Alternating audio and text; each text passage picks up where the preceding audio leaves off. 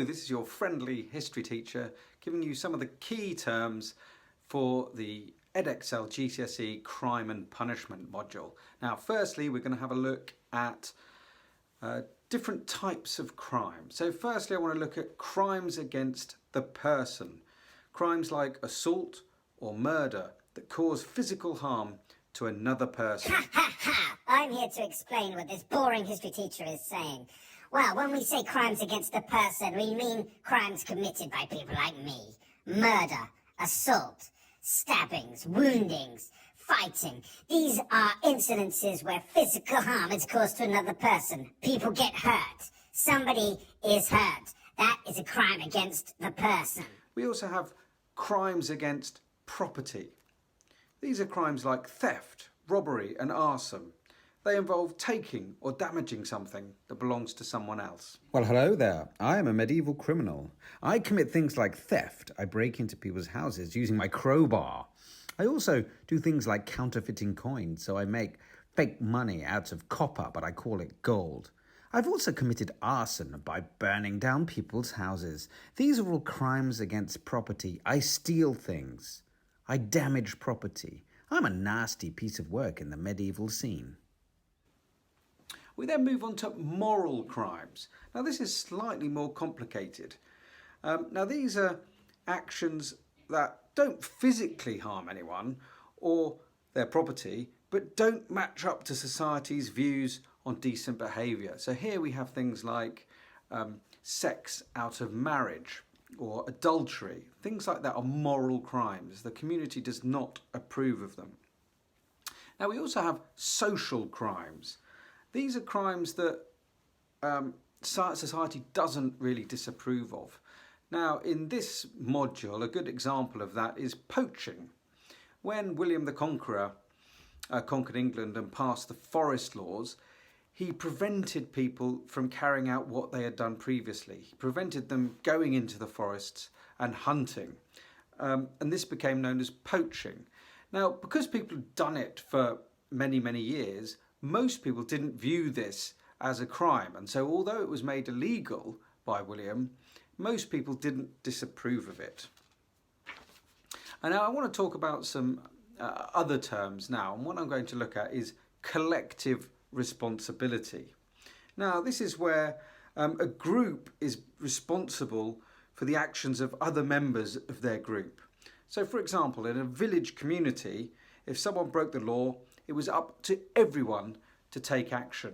I am a sheep rustler. I've stolen this sheep, and now the hue and cry has been raised, and everybody in the whole village is chasing after me. I need to escape. I have shouted for help by raising the hue and cry. Everybody who hears this is expected to help me catch the criminal and chase after them. Another key term is treason. Now, this means betraying the king, for example, by helping his enemies or plotting to kill or replace him. Now, treason could simply be a crime against authority. You could be just attacking the established order and killing a minister or of the king. Now, high treason is where you actually attack the king himself. I'm now going to look at punishments, and there's different types of punishment. One key term we need to understand is capital punishment. Capital punishment is the death penalty. So this means if somebody commits a crime, they lose their life. They are executed. We also have corporal punishment. Corporal punishment are those that cause harm or pain to the body. This could include being beaten or having body parts removed or damaged. For example, so you could be beaten, or you could perhaps have a hand chopped off for theft. Now we also have something called retribution. Now this is where you have a severe punishment that's meant to be a match to the severity of the crime. So the person here will suffer for the crime that they've committed. As you've seen, some crimes received capital or corporal punishment. These were a form of retribution. Retribution is a severe punishment, and it's like the state getting its own back on you for the crime that you've committed. Now, they could involve things like mutilation, punishments like eye gouging, or removing a hand or foot. These were very harsh and could also serve as a deterrent.